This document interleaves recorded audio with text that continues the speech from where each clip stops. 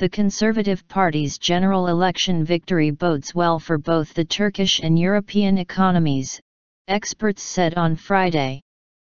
The previous Conservative Liberal Democrat coalition government had strongly supported Turkey's bid for EU accession, and the Conservatives are also committed to increasing trade with Turkey and boosting imports and exports, while reducing barriers and regulations.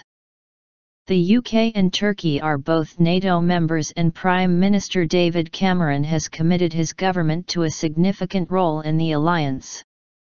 Economist Attila Yeşilada, of Global Source Partners in Istanbul, said, the previous Conservative-led government had good relations with Turkey and vigorously supported Turkey's bid for EU membership.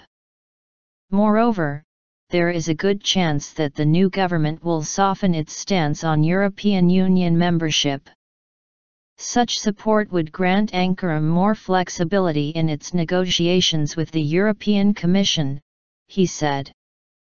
The Conservatives are committed to supporting exports and boosting manufacturing, Hanover, a London-based consulting firm, noted on its website.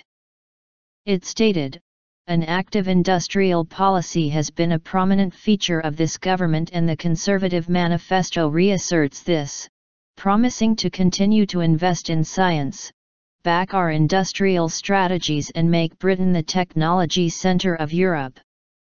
In a statement issued in March, Jeremy Clayton, a director in the Department of Business Innovation and Skills, said, there is plenty of scope for UK exports to, and investment in, Turkey to grow significantly over the next decade.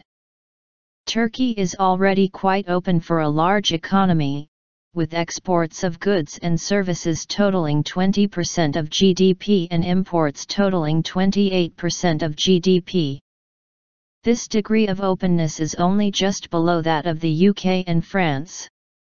There are also promises to conduct a major review into business rates, keep corporation tax at its current level, boost British exports, increase support for SMEs through procurement contracts, and cut £10 billion worth of red tape over the next 5 years.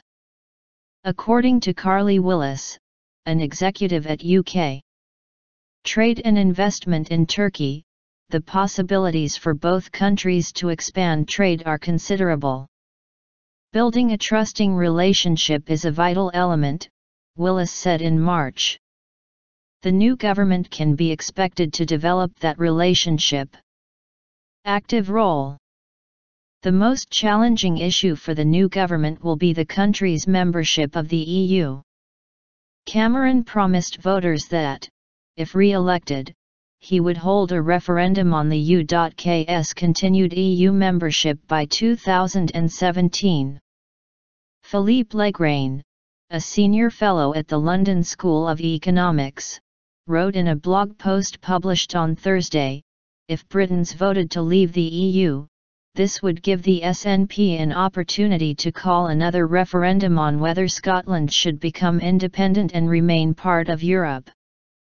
Independence supporters would have a better chance of winning such a plebiscite, since the status quo wouldn't be an option.